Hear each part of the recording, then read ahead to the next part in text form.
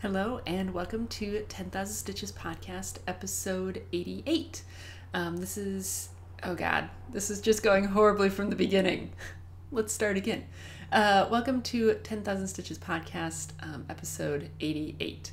My name is Andy, and I just feel like this is going horribly again. Whatever, we're just going to keep going. Right, my name is Andy. If you wanted to find me on the interwebs, you can find me on Instagram, Twitter, and Ravelry as Purlbug, P-U-R-L-B-U-G. You can find my blog at thepurlbug.com, and then we have the 10,000 Stitches podcast group on Ravelry. At least that part went okay.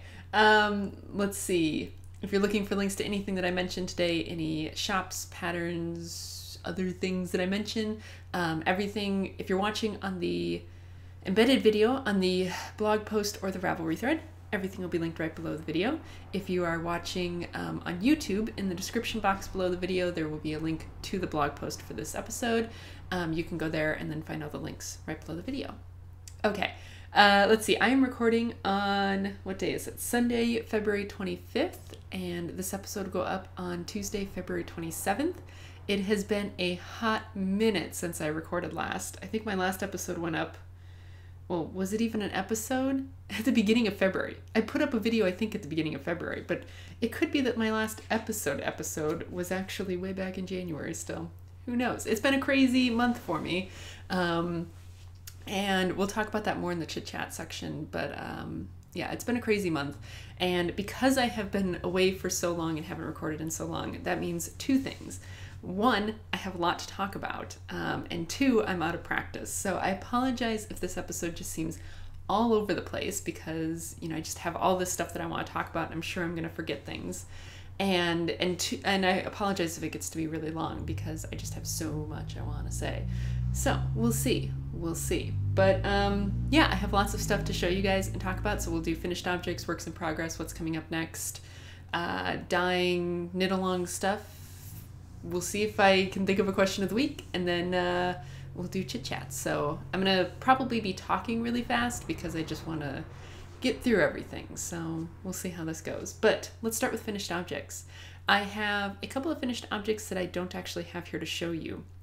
Like I said, I'll talk more about this in the chit chat segment, but just what kind of was happening this month is, so at the beginning of the month, well, sort of before the beginning of the month, but I put up that little short video mentioning that Wesley, who is my partner, if you are new here, Wesley is my partner that we've been together for a very, very long time, and he, back in October, had to move, or well, end of September, had to move up to New Hampshire for a job because he graduated with his master's last May, and that was job hunting, and in September he had to move, so he moved up to New Hampshire, and then wound up sort of transferring to a different position, which was not in New Hampshire anymore, which it is in Huntsville, Alabama.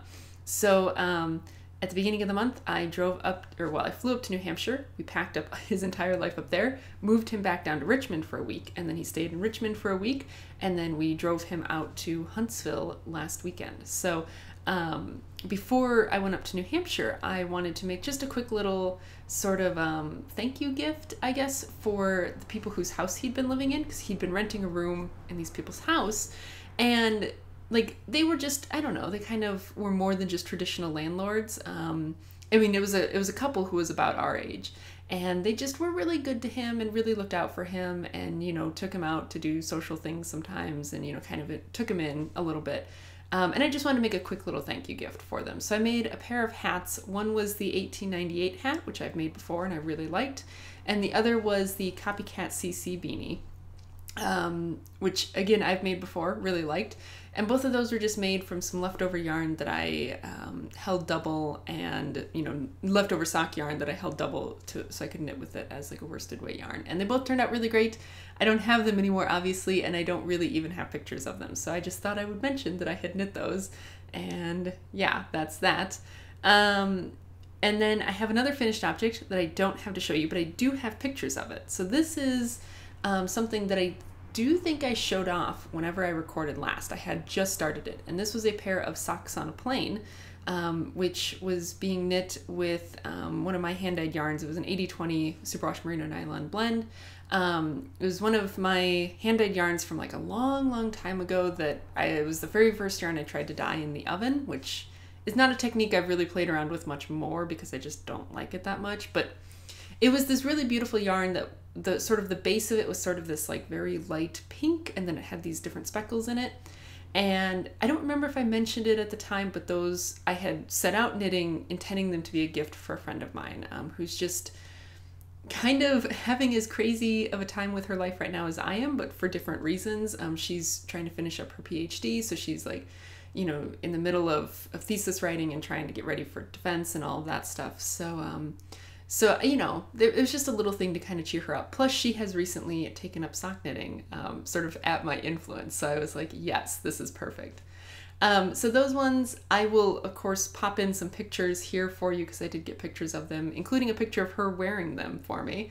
But yeah, you know, Socks on a Plane is such a great pattern. I really like it. I basically only used it as inspiration because I think those are meant to be knit toe up and I don't knit toe up. So it was basically, I took the inspiration of the cable pattern down the side of it, and yeah, really enjoyed it. It was a really great sort of almost mindless kind of knitting for when I was just having, you know, so much travel and kind of a stressful time in my life. It was really great because there was just enough to keep me interested, but like not so much that it was like overwhelming.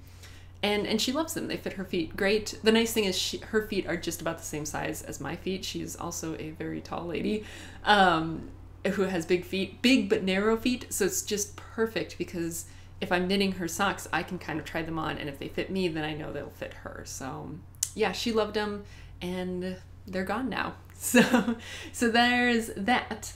And now let's actually talk about a finished object that I do have to show you guys. And that is, this has actually been finished for quite a while, sort of. I mean, so these are my vanilla socks that I was knitting as sort of a sample for my vanilla sock pattern that I wanted to get published. And so I think I've shown you one of them finished before. They're both finished now. Ta-da! This is just one of my hand-dyed yarns, which is getting totally washed out by the light from the window. But it's this really beautiful blue sort of color, and then this sort of variegated pinky orangey color for the heels, cuffs, and toes. And yeah, just totally vanilla. I had finished it up a long time, the other one, the second one. I had finished both of them up a long time ago and then just never Kitchenered the toe for some reason. Like I put it on a pair of spare needles and then just never Kitchenered the toe. So this morning I got motivated, I Kitchenered the toe, woven all the ends on the second one, and I actually took pictures to finish up the pattern. Like again, the pattern has been written forever now. I just needed pictures to go in it. So I took some pictures, put the pictures in the pattern, you know, exported the PDF, sent it off to Wesley just to have him take another look at it, because, I mean, anyone who's done anything creative will know that, like, there comes a time when you've just been looking at it for too long and you start doubting yourself and your abilities. And so I look at it and I'm like, oh my gosh, this is just horrible. Everything is wrong with it. And so I sent it to Wesley to get his opinion on it. So provided that he doesn't think it looks horrible, I will hopefully have that published maybe even before this episode goes up, because it's done. Like there's no reason for me to sit on it anymore. So I guess I'll mention that. So when it gets published, I will probably do the same thing I did with my super simple sock shawl, which is to host it on my blog. So I will put it on Ravelry, but then Ravelry will just take you to my blog, and then that's where you can download the PDF. I don't know why, I just kind of prefer to do that. I prefer to host it on my own blog because I pay a decent amount of money to keep that blog running, so I might as well make it useful. But yeah, there will be two versions of it. There will be sort of the normal version, I guess, which is the version that sort of is all pretty and, you know, is nicely, you know, typefaced and has the pictures and everything. And it's sort of the standard pattern, which I think is about 5 pages long right now. And then there's another version of it that will be the condensed version. And this is a version that is condensed, so there's no pictures. I've basically done everything I can to squish the text together as much as possible so that it will fit on one piece of paper double-sided, right? So if you print it front and back, it will be one sheet of paper and that's it. And I did this because I really am, you know, more and more preferring written out, like I don't like looking at patterns on screens. I prefer to have them on paper. But sometimes it's like I don't want to have 10 pieces of paper that I need to like go shuffling through. So if it's something, you know, maybe like a sock where I already know the basics of like how to knit a sock and I don't need all the pictures and stuff, I just need the stitch counts and the pattern and everything. You know, I would like to have it as condensed as possible. So it will just be a second option where, you know, if you don't care about the pictures, if you really only just want the stitch counts and stuff, you know, you can download that version or both versions. And that way you can have like a super condensed version to look at if you are, you know, trying to put it in like a project bag or something. It just is less pieces of paper. So yeah, that's that. Like I said, hopefully that should be up soon as long as there's no major problems with it. Hey guys. Future Andy here, although I guess for you it is still Andy in the past, but slightly less in the past, so that's weird. Don't think about that one too hard, but anyway, I did wind up publishing the sock pattern this morning, so it will be indeed linked in the notes for this episode. But as I was walking to work this morning, I thought, you know what, like let's have a little impromptu knit along for it. Why not? So this is going to be called the Exceedingly Vanilla Cal because the sock pattern is called Exceedingly Vanilla Socks. So this will be the Exceedingly Vanilla Cal. I think maybe let's plan on having it run from today, which when you're seeing this, the earliest that could possibly be is February 27th. So we'll have it run from today up until, let's say maybe mid-April, so maybe April 15th. I will get threads opened up for it, probably just one thread, like a finished object thread. Or I don't know, we'll see. We'll see what I do. We'll see what future me decides to do, but I won't open those up right away, just because I probably won't get around to it for a couple of days. But it will be running. Let me think about this. Okay, so rules, basically you have to use my Exceedingly Vanilla sock pattern, and that's about it. I will say that for those of you who test knit the pattern, so you would already have finished objects, you can feel free to submit those because thanks for test knitting for me. And if you maybe had already started it, but you know, weren't one of the people who contributed to like the test knitting, but like the pattern was available on the Ravelry group. So if you've already started, whips are totally allowed too, right? So basically, anything goes as long as you use my pattern and get the finished objects in by April 15th. Anything else? Oh, use the tag on Instagram, Exceedingly Vanilla Cal. That way I can see your pictures on Instagram. And maybe if once I start seeing finished objects rolling in, I'll try and feature them on the podcast. So yeah, back to past me talking about whatever it is that I'm talking about right now. Let's talk about my works in progress. I actually have 2 half objects right now, which is pretty cool. So the first one is another grown-up size sock, and this is another sock that's actually for my friend that the Socks on a Plane socks were for. And the yarn that I knit this with, I'll try and insert some pictures sort of as I'm talking about it, but this was originally a double knit sock blank that was very generously gifted to me a long time ago. And so if you've been around for a long time, you know that I have tried a couple times to knit socks like 2 at a time, and it never works out very well for me.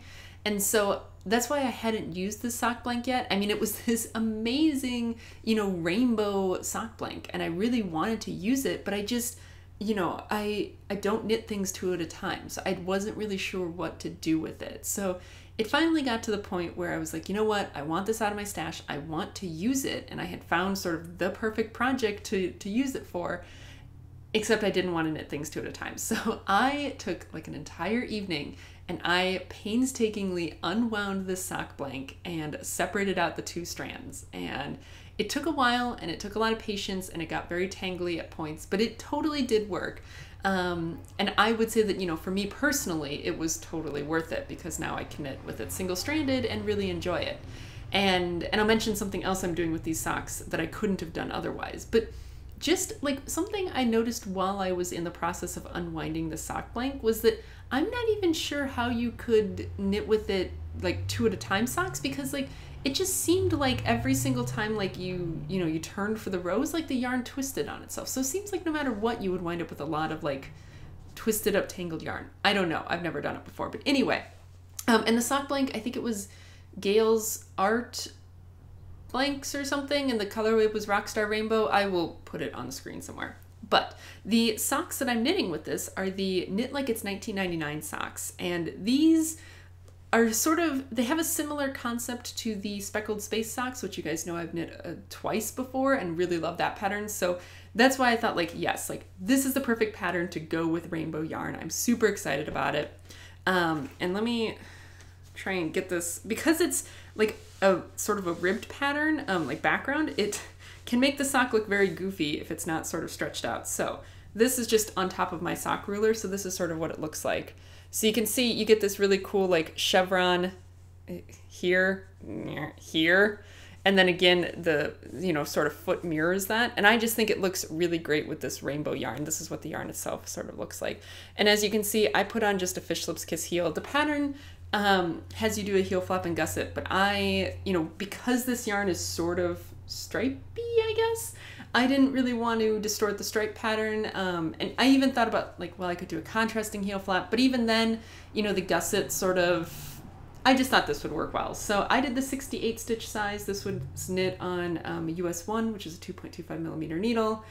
And yeah, I'm really pleased with it. I did not do the pattern on the back of the leg, as you can see. Sometimes I do the patterns on the back of the leg on socks, sometimes I don't. Really, this one has had the problem where the pattern sort of wrapped around sort of the interface between the front needle and the back needle. And I don't really like that. I find that it's just really fussy and fiddly. So I just decided not to do the pattern on the back of the leg. And I think it looks fine because it shows off, you know, the really fun yarn without the patterns. So I really, really like it. This one, yeah, it's totally done. So I'm really pleased with that. And then I am working on the second one right now. And as you can see, if I hold them up next to each other, you can see that these are not the same stripe pattern. And that is because when I wound up the second half of the yarn, like of course the two strands of yarn, I guess, that I pulled out of this blank were completely identical because they were dyed together. But then I wound up the second ball in reverse. So the colors will stripe in reverse. And I'm just super excited about that. I think it, you know, with them being kind of crazy rainbow socks and everything, it totally works. And this is how much yarn I had left from the first one. So I will of course have a similar amount left from the second one. And it might be enough for me to make a pair of like short socks for myself if I do contrasting heels, cuffs, and toes, and maybe make the contrasting toe a little extra long, which would be super fun. So I am excited about that possibility. But yeah, that is my first work in progress, and I'm just super loving it. And they're really flying because I've been fairly monogamous on them, because it's, you know, because I'm already sort of familiar with this pattern from the Speckled Space socks, like sort of what I'm doing. It's pretty easy for me to knit on the go. It's only, you know, slightly more complicated than vanilla. So yeah, really loving that. And that's my first work in progress. And then my second work in progress, you would have seen on Instagram if you follow me on there. And this one, you know, it's a half object, but I feel sort of silly calling it a half object because it's so small. But it is a tiny little baby booty. I forget what the name of this pattern is. I think it's Blue Steps or something. Of course, I will put it on the bottom of the screen somewhere. No, I am not pregnant. As I've said before, I do not have children and I do not want children because I don't particularly like children personally, but that doesn't mean I don't think other people should have children. And a friend of mine, his wife is expecting a baby, I think this summer it is. So I was like, this is a perfect chance for me to do a little bit of baby knitting because, well, I don't want children and I don't particularly like children. Like, how adorable is this little thing? And I love the way baby booties, because they're so small, they just sort of like stand up on their own. Like, oh my gosh, it's so cute. So little, so cute. So yeah, and this is just knit in some leftover hand-dyed yarn that I had from the Mirkwood socks that I knit for my mom a while ago.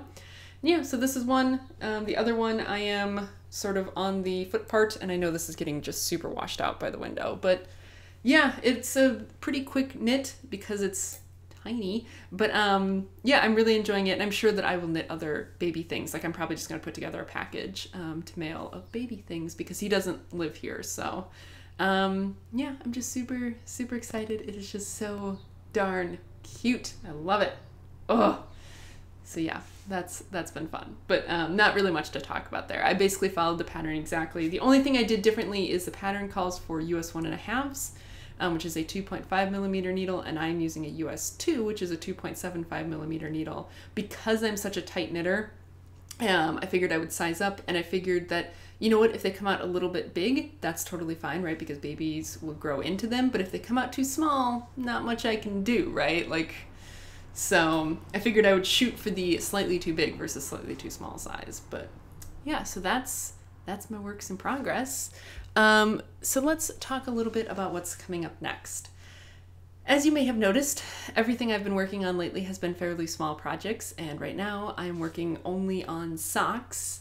And, you know, I had these grand plans for this year, and I'm not going to say that they've been totally abandoned, more so like they've been put on hold for a little while.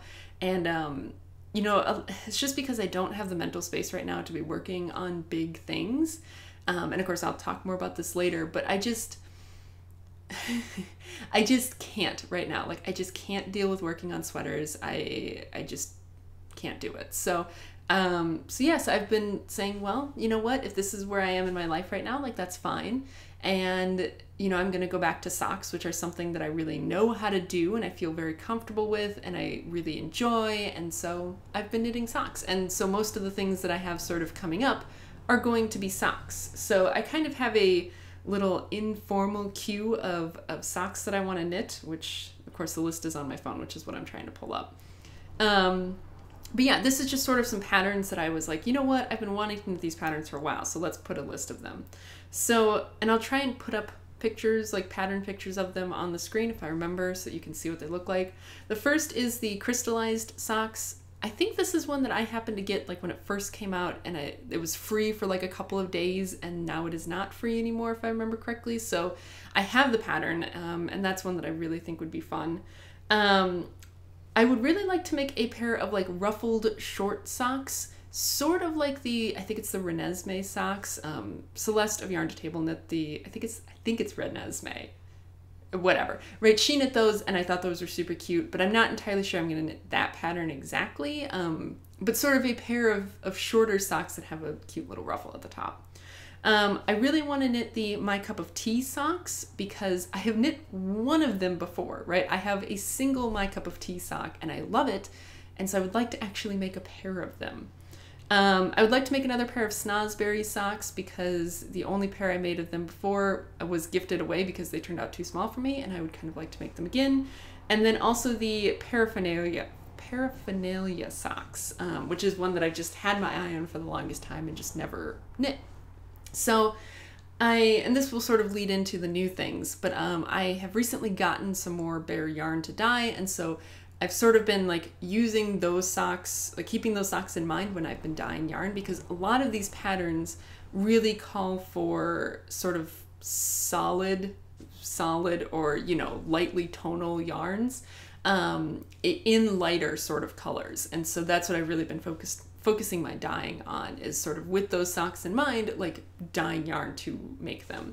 So yeah, I think I've shown this off before. I have two 50 gram skeins of this Superwash Highland Wool Nylon blend that I dyed with coffee, and it's this really beautiful sort of light creamy, coffee color. And so that I will probably use for, I think, the Paraphernalia socks, because I think this will look really good for those. I was also thinking, so for the knit along for March and April, the theme is green, and so I know I've shown this off before. This is the prize yarn, but I dyed two skeins of this, one for the prize and one for me. So this is, of course, a much more sort of tonal green, but I was thinking this might be okay for maybe the My Cup of Tea socks. Not really sure, but yeah, that's sort of what I'm thinking now, is I'm gonna focus on things that are easy on my brain and easy to sort of fit into the craziness that is my life right now. And sort of when things ease up, then I'll pick back up on my queue, but I'm not gonna beat myself up over it before then. So you do what you gotta do, and that's just kind of how life is right now.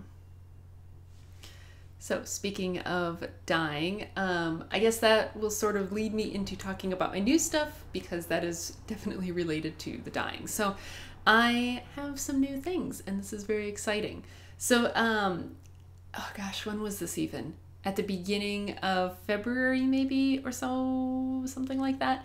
My dad got me a gift card to Knitpicks, just sort of as like a just because kind of a thing, which was very sweet of him. And, you know, it came right at a time when I had basically run out of all of my yarn to dye. And so, oh, speaking of dyeing, before I forget, so I did have, before this, I had one skein left of the 75-25 blend that I was using for sock yarn. And it's the same base that like this was dyed on. So I had 100 gram skein left and then one of the little 20 gram skeins, you know, for heels, cuffs, and toes. And so I dyed up some yarn for my friend who I said, you know, who these are for, and that I said picked up sock knitting because of me. I wanted to dye her up some, you know, nice sock yarn for her first pair. So I will try and put a picture on the screen of that set here, but it's sort of, the main color was sort of this like really bright yellow green. And then the heels, cuffs, and toes was like a really, you know, bright sort of red to go with it. So yeah, so she is currently knitting socks out of that, and I just, I love it. Anyway, so that was my last of the bare yarn that I had. So I was completely out. So this came at the perfect time. So I treated myself hardcore, and I really wanted to use the gift card. I thought sort of the best way to use it was to get a sample of a lot of their different bases that are available as, you know, sort of bare bases, because Knitpicks does offer like 20 packs of bare yarn. So I've been eyeballing that for a while, but of course I haven't dyed with any of their bases. And so I was like, well, this is a perfect time for me to sort of sample what they have. And then maybe in the future, I will order one of those 20 packs from them. But before I get to the yarn, I did also get some like, I guess, notions or whatever. I picked up some non-yarn things. And one of them that I picked up was this pair of folding scissors. I've wanted a pair of folding scissors for a long time, and they're just, you know, they pop apart, and then they have a little, yeah, this doesn't work. You can't see this. Anyway, so it becomes a little pair of scissors. And these were maybe $5, something like that. And I am really impressed with the quality. They're super sharp. And they are all metal, right? Even the handles are metal. So definitely going to last quite a while. So yeah, highly recommend these. I really like them. And then the other things I picked up was I picked up a pair of US 4, which is 3.5 millimeter tips in the 4 square tips, because US 4 tends to be my sort of preferred size for things like shawls or fingering weight sweaters, stuff like that. So I figured, you know, I could use a second set of tips, and I've been wanting to try the 4 square ones. They're the ones that instead of being round, they're sort of squared off a little bit. So yeah, that's those. I haven't knit with them yet, but I'm excited to do that eventually. And then because they were on sale at the time, I also picked up a pair of US 3s, which are 3.25 millimeter needles in a fixed 40-inch circular. And these are the rainbow wood design. So the rainbow, all the rainbow needles were on sale when I was ordering this. And I was like, well, I don't have a US 3. And, you know, that is a good size for sort of tighter knit fingering weight sweaters. So I figured, what the heck? It probably won't hurt to pick one up. So I have that. Again, haven't used it, but better to have it and not need it than need it and not have it, right? So let's talk yarn then. So I basically wound up ordering, depending on how you want to look at it, 6 different bases.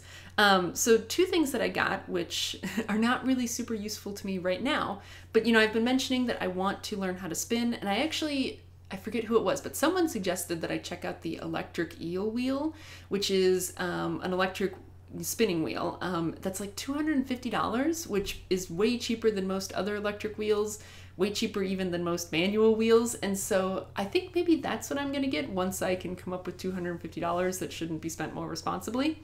But anyway, I did want to order some roving because I figured, why not? So I ordered 1 skein, 1 fluff of the wool of the Andes. So this is, I'm pretty sure this is 100% non-superwash Peruvian wool. So this is definitely a little bit more rustic of a wool, but it's definitely not super rustic, right? It's not as rustic as the brown wool that I was using for my drop spindle, if you remember that. So I thought this would be good for kind of starting out because it's not superwash, because it's a little bit more rustic. It should be a little bit grabbier and hopefully easier to learn how to spin. That's what I hear. But yeah, that's that. And then I also picked up a fluff bundle, whatever you want to call it, of the Stroll roving. And so this is a 75 percent superwash merino, 25% nylon. And oh my gosh, this thing is like 1,000 kitten bellies on top of clouds. Like, it is so soft and so delicate too. Like, I feel like it just catches on everything. But yeah, that's, I mean, there's not really much to see, right? It's just plain roving. But I thought this would also be a good chance for me to sort of try dyeing them before I spin them. So I haven't really gotten around to doing that yet because I need to watch some videos on how to actually dye roving. But yeah, I thought those would be fun to have around and eventually dye and then eventually spin and hopefully knit with. But in terms of the yarn, so I got 4 different bases, right? Yeah, so I got 4 different bases. I got 2 skeins of the Hawthorne Fingering, 2 skeins of Stroll Glimmer. I don't know, what am I even counting here? 2 skeins of Stroll Glimmer, 2 skeins of Felici, and 1 skein of Capretta. So the Hawthorne Fingering is a 80% superwash Highland, 20% nylon. This is, you know, all Highland wools, it seems like, are a bit light on yardage. So it's a 357 yards per 100 grams. I mean, there's not much point to really showing it. They're all bare, right? So this is it. I have dyed one of these up already, and then this one is still bare. I wanted to keep one of each bare, so I have dyed one of these, and it is sitting over there, and I think I just heard that one of my yarn is dripping. I'll be right back. I dyed a skein of yarn this morning, and between the last clip and this clip, I had it soaking after cooling, and I just put it in here to dry, and I did not quite put it on right, so it was dripping on the floor. Anyway, I will try and put in a picture here of the 2 skeins that I dyed. I dyed this one. This is the Hawthorne Fingering is the sort of teal colored one, and that one I think I dyed yesterday. Yeah, I dyed that one yesterday, so it's still wet, which is why I can't really show it to you. But I really, really liked this one. And then the other one in that picture, the sort of orangey colored one, is the one that I just did this morning, and that is a skein of Stroll Glimmer. So Stroll Glimmer is 70% superwash merino, 25% nylon, 5% stellina, and it is a silver stellina, I guess. And yeah, pretty excited about this. It seemed to take dye pretty well, and I'm super excited to knit with it. Like I said, that one is still wet too, and that one I somehow managed to tangle up as I was taking it out of its little Eucalan bath. I don't know how it happened, but that's going to be really fun when I wind up going to ball it up later, so that's always great. But yeah, that's the other one, and then I got 2 skeins of Felici, which is our favorite 75-25 superwash merino nylon. This one, I dyed up a skein of it already to send off to a friend, so I will put in a picture here of sort of what that looked like. But yeah, that one I dyed up sort of these pale pinks and purples and blues, and yeah, just sort of it'll probably knit up very sort of speckled and variegated, so. But yeah, I liked it. I will probably dye this one up in a more saturated color just to see how it takes color, you know, in more of a saturated way. And then the last one, like I said, is Capretta, and this is a 80% merino, 10% cashmere, 10% nylon. So this is the first MCN I will ever dye and the first MCN I will ever work with. And I actually, so I didn't know this, but well, so Celeste is doing her year-long knit-along, which is sort of the Fiber Quest, and so like every 2 months there's a different sort of fiber being featured, and so her fibers for March and April are the Land of Goats. So it's cashmere and mohair, I think. I swear I just watched her video the other day. But so she's doing this really cool thing where she sort of before each segment starts, she does a whole bunch of research about the types of fiber and then makes a video about it, which is really cool and really informative and taught me something that I didn't know, which I'm glad I now know dealing with this stuff, which is that when it comes to cashmere, there is no such thing as superwash cashmere. And I suppose on here, it actually doesn't say that the merino is superwash either, so probably not. But, you know, she was saying that, like, even if you have something which is superwash merino, cashmere nylon, the cashmere part of it is not superwash. And so, you know, basically that means that none of it is superwash, right? Like, if you have part of it that's not superwash, none of it is superwash.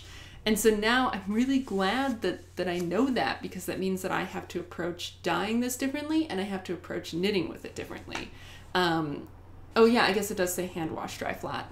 Go figure. Read the label.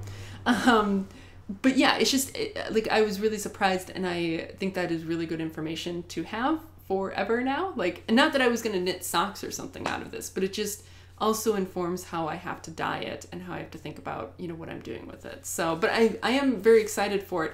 It's surprisingly not maybe as soft as I would think an MCN would be, but then again, I always feel like MCNs are not quite as soft as everyone makes them out to be. But who knows? Either way, it is very soft, and I am very excited to knit with it. And it will probably become like a shawl or something like that. So yeah, super excited about that.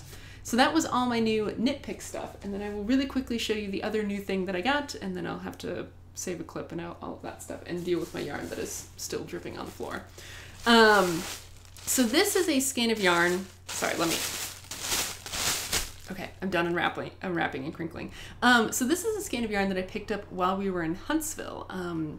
When I was there, I had looked up ahead of time some local yarn shops, and we made it to one which is called Hook a Frog, and it's actually technically in Madison, Alabama, which is right next to Huntsville. But oh my gosh, I think that's probably my favorite yarn store I've ever been to ever. Like, it was just so welcoming, and the people there were just so nice, and it was just like, it makes me want to move there just so I can go do knit nights at that like yarn store. Like, I loved it. And so I wanted to pick up some yarn, from sort of a dyer local to that area. And so this is what I picked up. This is from Gwyn Spins, and I will of course try to link to her shop.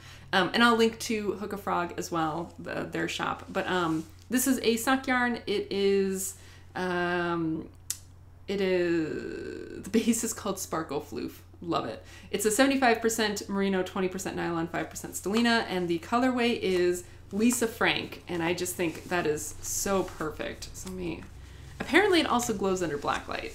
Go figure. But I mean, seriously, it is just amazing. And it's getting washed out here, but like, it is just great. And this one I picked up as, I think it will probably be the prize for the March and April section of the knit along, because like I've said before, I want the prize for each section to go with the color theme of the next segment.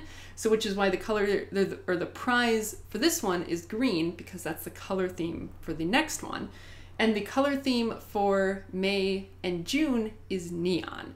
So I think this will be a perfect prize for the March-April part of the knit along. So I'm super excited about it. Yeah, I just can't. It is just so bright and so much fun. And yeah, I really, really liked that yarn store, and I actually recorded a little bit of video of it. So if I can find that video on my phone, I will put that in here.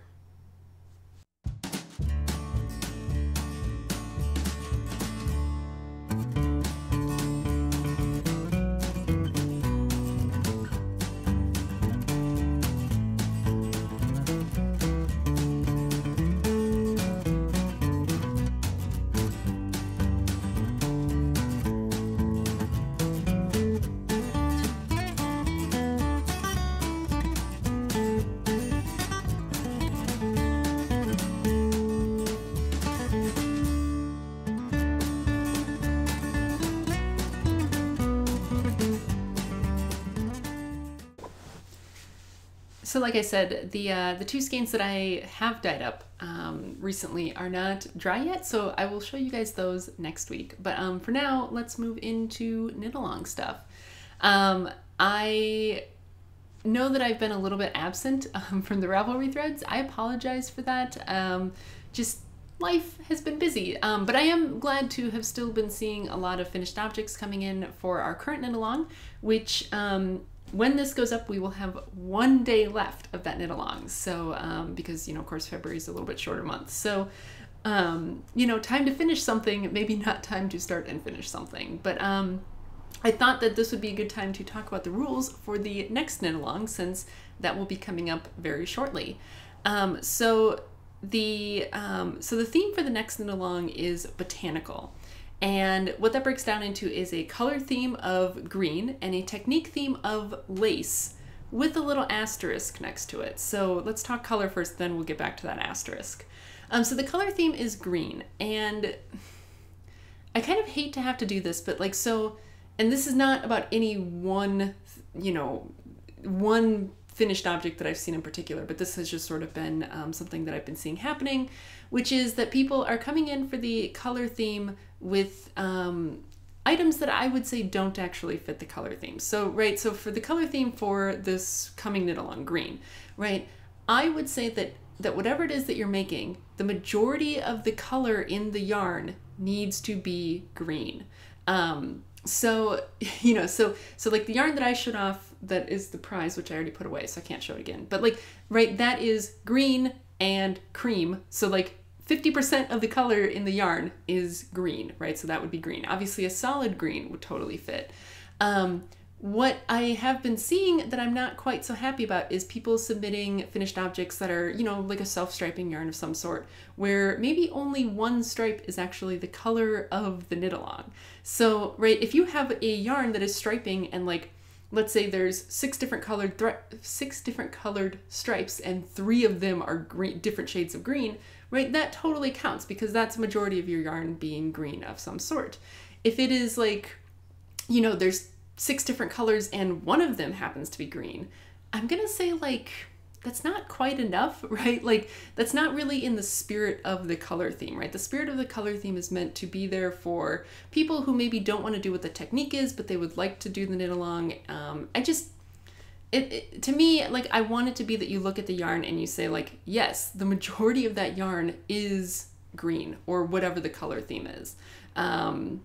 So yeah, just a thought on that. But anyway, so the color theme is green, and then the technique theme is lace with an asterisk, right? So when I think lace, like a lot of lace patterns tend to be sort of, to me, they seem very floral or leafy. Like they just seem to kind of go with that botanical theme, right? They seem sort of based on nature and plants and things like that.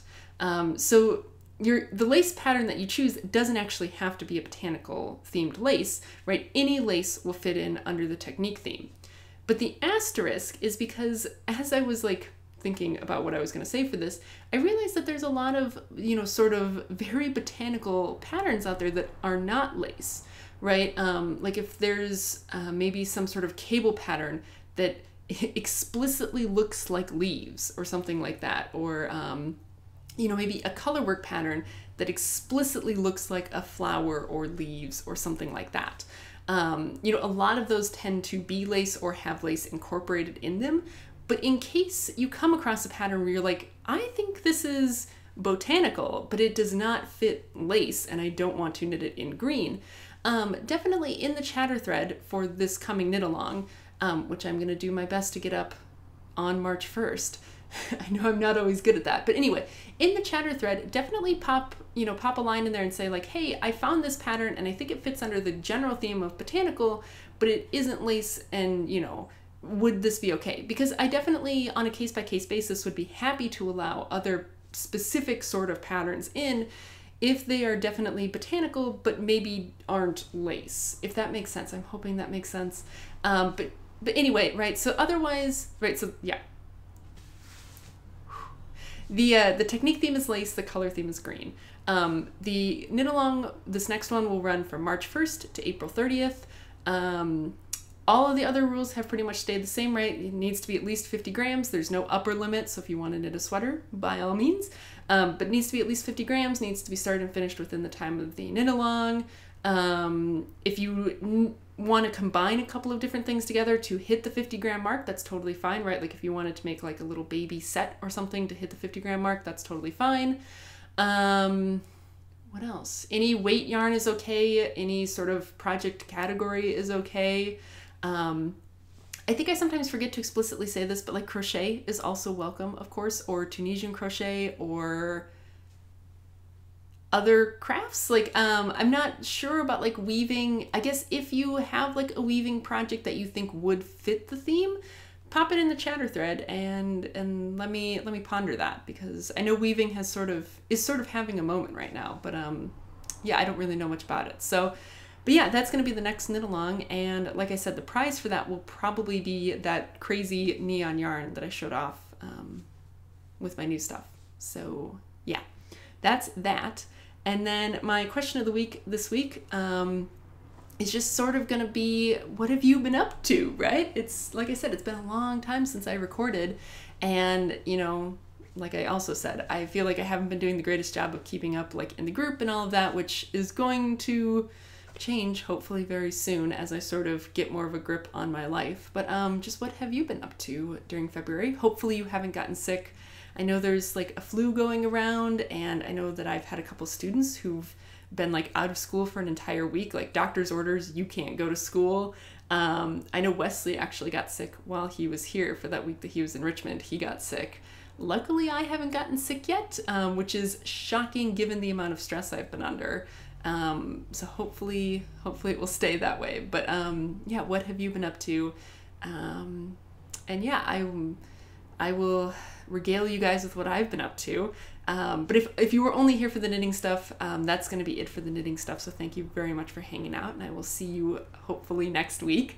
Otherwise, if you want to hear all about what's been going on, I'm going to go grab some coffee. I brewed up some coffee. I'm going to grab some coffee so I can talk even faster, and I will take you through basically the entire month of February and what I've been up to. So yeah, let's do the thing. All right, I got my coffee in one of my favorite mugs. This is a cute little owl mug, one of my favorites. And speaking of coffee, so this is a thing, I don't do it, but Wesley picked it up while he was living in New Hampshire, and I thought I would pass the tip along to the rest of you guys. But of course, you know, New Hampshire and Vermont are sort of known for their maple syrup, and I made some jokes about that on like my Vlogmas when I was up there. But Wesley's landlord, the guy that owned the house, his family actually like produces maple syrup, like, and oh my god, like the most amazing maple syrup. Like, I have always found that the maple syrup, I mean, obviously there's a huge difference between pancake syrup and like real maple syrup, but even among real maple syrup, I find that when you can find syrup that has come from just like one particular place, so like with this guy, you know, all of the trees are in sort of one particular place, and the syrup comes only from there. Or like I've had syrup that was made for me by my Canadian pen pal from his trees, and like that was amazing. And so I guess maybe I would call it like single origin syrup, but like even that is like way more amazing than regular syrup. But anyway, it was suggested to Wesley while he was up there that he should start trying to put maple syrup in his coffee, and he did. And it is like, he is a total convert now. Like, he does not want sugar in his coffee, he wants maple syrup. And I don't do it because I don't sweeten my coffee, but if you are a person who puts sugar in their coffee, maybe try putting a little bit of maple syrup. Start with maybe like just a teaspoon, you know, and adjust from there. But the flavor is not super overwhelming, but it does add just a little bit more flavor and depth to your coffee, if that's a thing that you're interested in. So just a thought. But yeah, I'm gonna sit here and drink my coffee while I chat. And I apologize if you see me looking down all the time. That's because I have a calendar here, and that's just so I can keep sort of my timeline of what's been going on straight, since I have so much time to cover. So I don't remember when I recorded that little, like the little couple minute video about like what my plans for February were, but I'm gonna assume that it was somewhere around the 1st of the month, maybe. So yeah, so like I said, Wesley wound up moving from New Hampshire down to here, and then from here to Alabama. So the beginning of the month was kind of crazy, just because it was like work was really ramping up, and my teaching was starting and all of that kind of stuff. So it was already crazy. And then on the 9th, which was the second Friday in February, I flew up to Boston, and then got on the bus to go up to New Hampshire. So that was my last trip ever up there, which is kind of nice because like it's a really roundabout way of getting up there, and sort of exhausting just to go through that process. So I went up there, we got Wesley all packed up, and then on Saturday the 10th, we left New Hampshire. I won't say never to return again, but you know, not to return again anytime soon. So we left New Hampshire. We we weren't sure if we were going to make the drive from New Hampshire down to Virginia all in one day or if it was going to take 2 days. It's about a 10-hour drive, but the problem is that you have to go through like every single major city on the East Coast except Boston. So it's an exhausting drive, and like I say 10 hours, but that's 10 hours if you don't hit any traffic, right? Or weather. And like I know people who make that drive. Like I have only ever made the drive twice, and that's when we moved Wesley up there and when we moved him back down. I was not going to do it otherwise, partly because I don't have a car.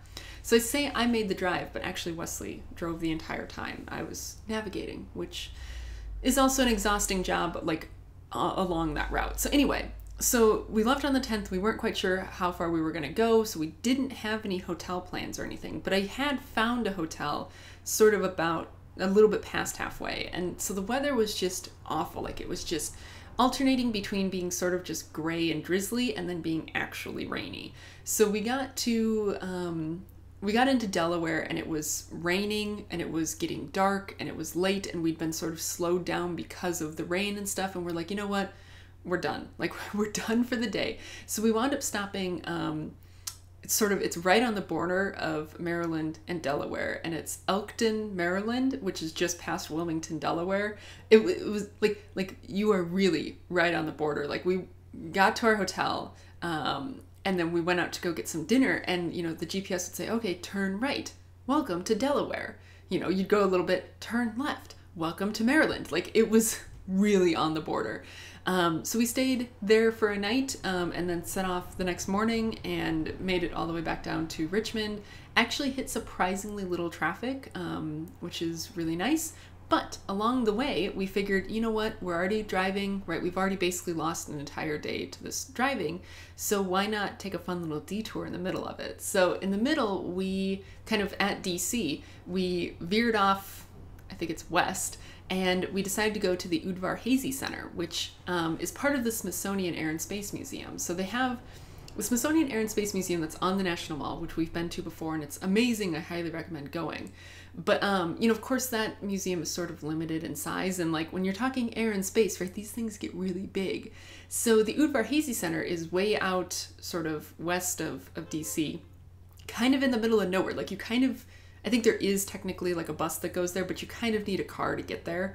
And that's where they have full-size airplanes. And so I'll try and put some pictures in here of the day, but it was just really amazing because they have all these full-size airplanes. Like they have a full-size Concorde jet. They have, I don't know if it's the actual one or if it's a replica, but the Enola Gay, which is the plane that dropped the atomic bomb. They have a full-size Blackbird stealth fighter or stealth plane, which was amazing. They also have the full-size space shuttle, which again is just an amazing thing to see because you have just no sense of scale. And even when you're standing next to it, it's like your brain can't quite handle how big this thing is. So it was really amazing. I highly recommend that if you ever wind up in DC or near DC, like definitely make the trip to go see it because it's free too, right? All the Smithsonian museums are free.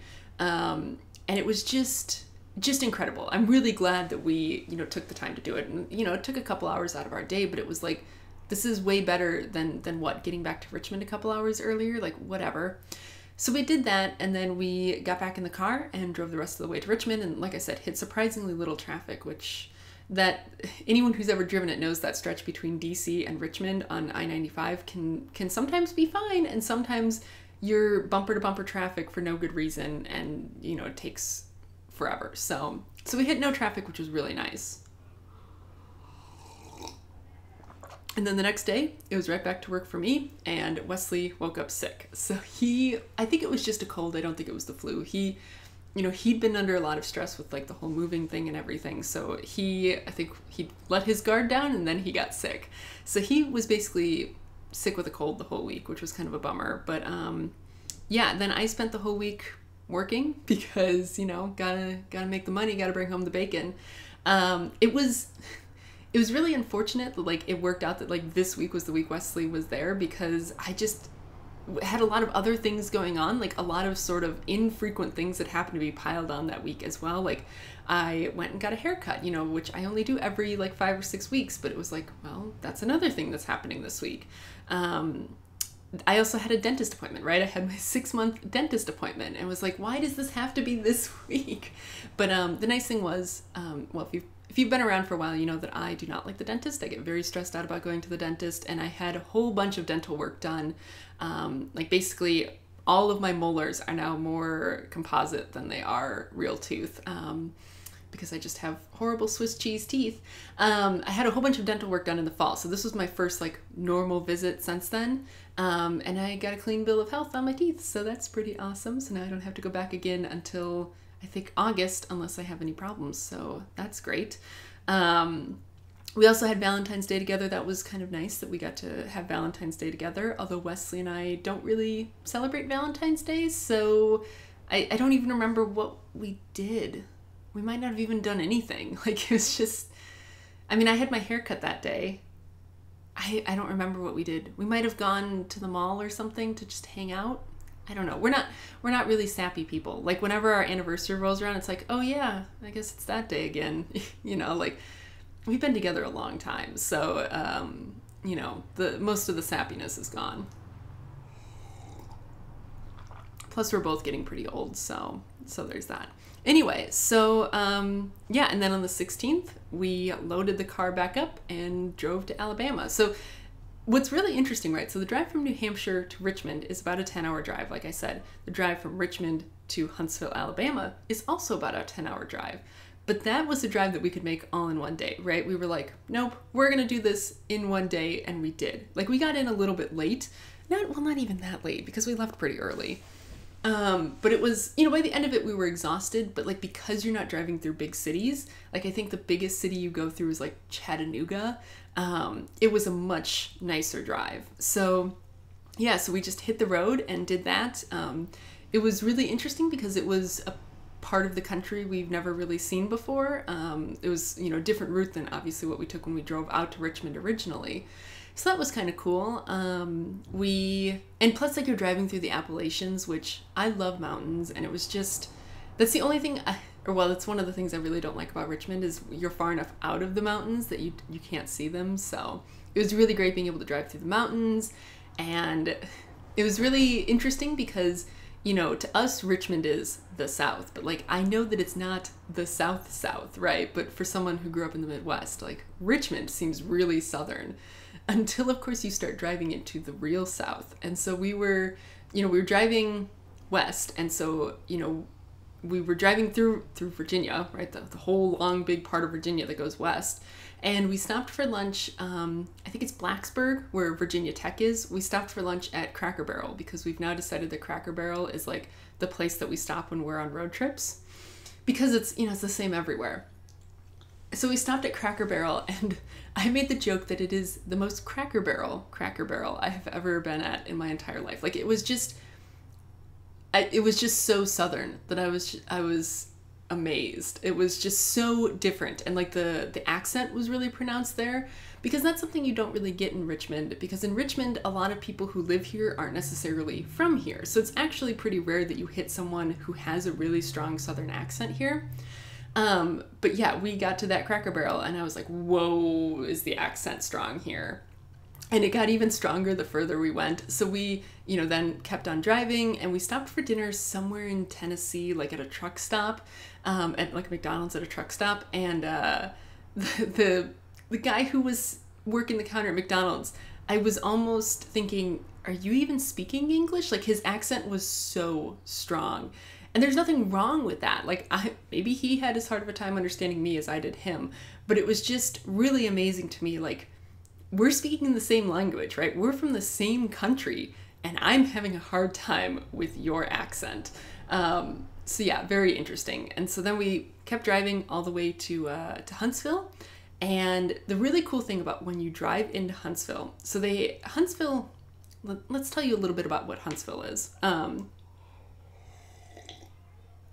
So Huntsville is in the very northern part of Alabama, and basically Huntsville is a city that is built around like the military. And so there's an Army base there. There's a NASA, the Marshall Flight Center is there. You know, there's just all this work there, and that's actually where von Braun went after World War II. Von Braun was a Nazi scientist that we brought over after World War II. That's a whole other story. But that's, you know, Huntsville is where they developed like a lot of rockets, right? So like the Saturn V rocket was developed in Huntsville, and the Saturn V rocket is the rocket that took people to the moon. So Huntsville has this sort of very long like military and air and space history, and they're very proud of it. And it is still a city that is mostly people involved in that industry. So you have, you know, the government stuff and the NASA stuff, and then you also have a lot of private industry that is there for that particular reason too. So you have Boeing and like Lockheed Martin and Rockwell Collins, and then a lot of other smaller companies that do this kind of stuff. So it's just a very interesting place. And again, it's sort of like Richmond, where the people who live there are not necessarily from there, because you have all these high-tech jobs that you cannot draw from the local market for. So you wind up with a lot of people like Wesley, who's not from there, moving there. So there, again, it was like Richmond, where the accent wasn't as pronounced, and it just seemed sort of like normal people. And I don't mean to say that people from the South who have accents are not normal people, but, you know, more so what I'm used to. Anyway, so when you're driving into Huntsville, they have this big rocket museum that has 2 full-size Saturn rockets. I think they're replicas, but 2 full-size Saturn V rockets. One of them is outside, and it's stood up on end. So this thing is giant. And of course, we were coming in at night, so it's all lit up, you know, so you were driving on the freeway, and this thing is like right in front of you, and you are driving towards this big, amazing rocket. And then as you get closer, part of the rocket museum is they have another Saturn V rocket, which is inside on its side, and it's sort of taken apart into the different pieces. And of course, it's all glass walls and it's all lit up. So you drive by and you're like, oh my gosh. So that was really amazing. And I think it was a real treat to be able to come in and see it at night when it's like all lit up. But then, so, you know, so we stayed in a hotel the first night, and then the next day we went and got keys to Wesley's new place and all that, you know, moving stuff. But then we also, the next day, we went to the Rocket Museum. And again, I'll try and put up some pictures of what that was like. But it, you know, seeing these Saturn V rockets was, again, just amazing. And like, you can't, even when you're looking at it, your brain just can't handle the size of these things. And sort of the fact that like, these things left Earth, right? Somehow these things got off the surface of the Earth and went to the moon, right? Like, it's just really amazing and really cool to like see that kind of stuff. So we did that. That is not a free museum, but again, if you find yourself in Huntsville, I highly recommend going. But it was like $25 a person, so a little steep. But yeah, so that was really cool. We went to that knitting store, like I said. Yeah, and then just, you know, kind of got Wesley settled, and then I flew back home on Sunday, so that would have been the 18th. And then back to work this past week, which just, so this past week, right, I was now to the point where I was tired from traveling, you know, so much. And basically the past 2 weekends, I didn't have a weekend. And of course the week in between, right, the week of Valentine's Day was a really weird week because Wesley was here, so we were like eating out and stuff like that. So basically I had been completely thrown off of my sort of routine, and I didn't have any time to like do meal prep or anything. So this past week was just sort of a week of like, just get through, right? Like, just show up and that's it. And that's all you need to do. And if you can just get through this week, right? Like, you don't have to be good at your job this week. You just need to show up and do it. And then next week will be better. So that was just sort of what I kept telling myself this past week, was like, just show up and that's all you got to do. And that's what I did. And you know, like I had a test in the class that I'm taking on Thursday, which I think went okay, but you know, that only added to the stress. And, you know, I've just been really stressed out lately, and I'm hoping that, you know, now that I sort of am going to be back into like sort of the regular swing of things, that will be going away. But like, I wouldn't say that like I am a person who has anxiety, because I think self-diagnosing like that is not a good thing, like with mental health things. But, if you couldn't tell, I'm a very tightly wound person, and I'm definitely a type A person, and just, I have a very anxious personality.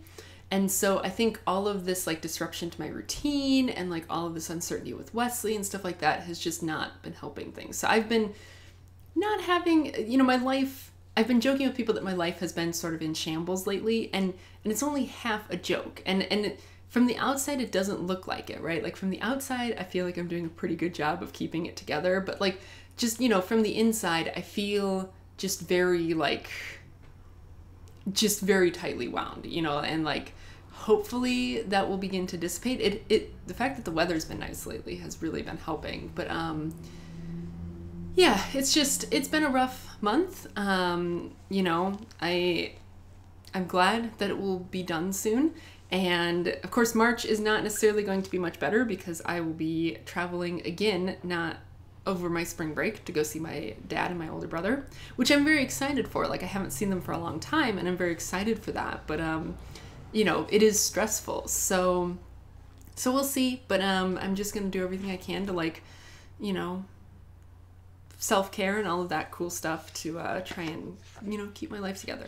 One thing that I did do this morning was I've been trying to, for 2018, do these like month in review sort of things. And again, I just do these in my planner. So I just have like a little page where I write down, sort of like goal progress, like on my big goals for the year. And, while there were some things where it was like, yeah, I basically didn't make any progress on this at all during February, there were also things where it was like, yeah, I've really been staying on top of this. And even though I feel like I haven't been adulting very well, I definitely have. So that was definitely nice. And I think I'm going to maybe focus more on that for March, like sort of trying to be like, hey, you may feel like you're not adulting very well, but you're making it, right? You're doing okay. But now I feel like I'm just rambling, and this is probably a pretty long episode. So I think I'm going to cut it there.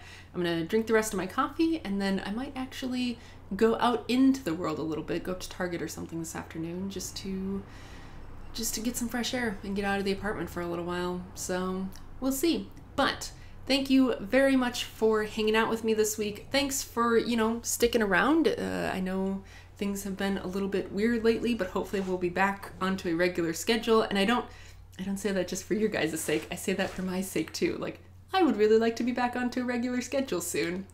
But yeah, hopefully I will see you guys again next week. And until then, have a good end of February. So yeah, see you guys later. Bye.